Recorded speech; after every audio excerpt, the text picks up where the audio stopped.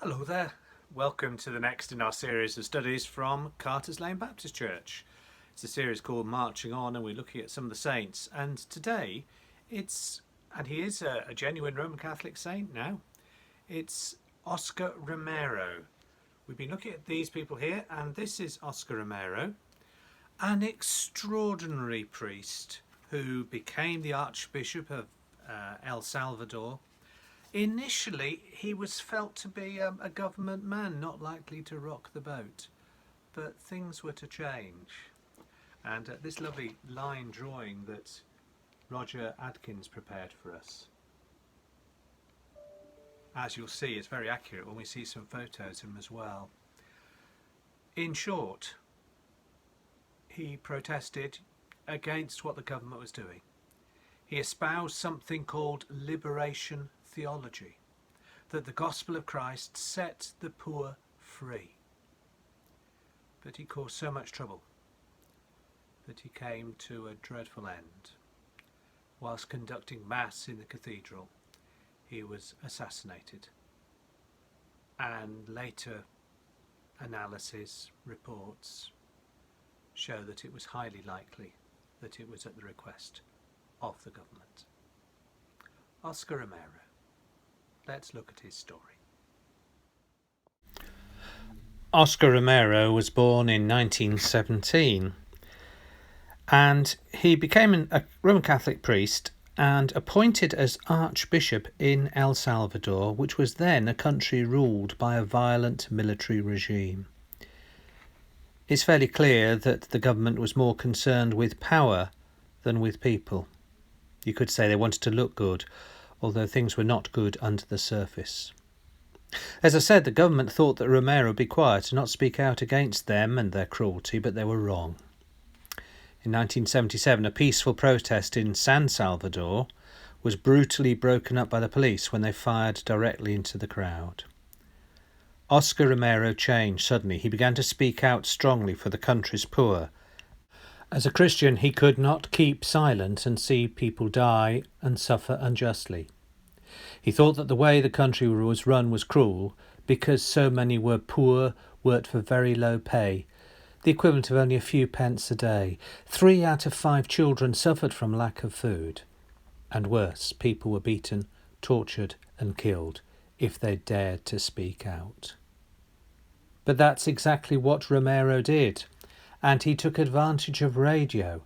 Many of his sermons were broadcast on the radio, and he said that the church was on the side of the poor and those who suffered. He said that, like Jesus, the church should lay down its life for peace and justice. It was on the 24th of March 1980 when he was shot dead.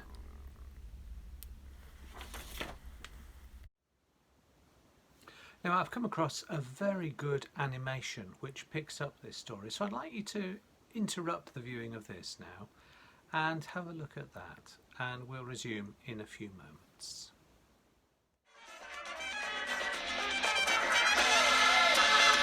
Lord, I come before you, love to sing your praise. I worship and adore you as you fill me with your grace. Oh, Lord, I come before you. Some music from Salvador, the band, little extract there for you. So you've seen the animation, and that does tell a very clear story of how he was concerned about the poor. He said that he would live on in the people of El Salvador, and that was true. But the Roman Catholic Church also wanted to recognise him. Let me get the details right, because in 1997, John Paul II gave him the title Servant of God, and the process of him becoming a saint started. It was stalled, unfortunately, for a few years, but it was restarted by Pope Benedict XVI. And in 2015, Pope Francis beatified him. The first part was completed of his sainthood. His second stage, when he became canonised, fully a saint, was again by Pope Francis, and that was in October 2018. And he was sainted because he was a Christian martyr. What was his legacy? What we can learn from this saintly man? I think the ammonation summed it up very well indeed. Each one of you must be a microphone for God. Each one of you must be a messenger, a prophet of God. And I think that, that is our responsibility. That is our legacy. We have to recognise that other people have problems in life, not just us.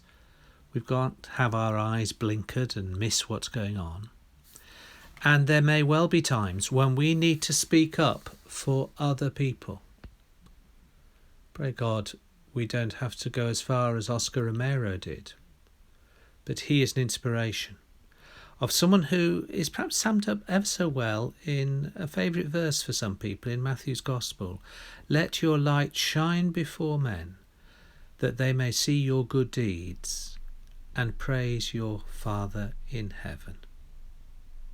We give thanks to God for brave people who speak up for us. We pray that we may be brave as well. Thank you so much for being part of this and sharing in this study today.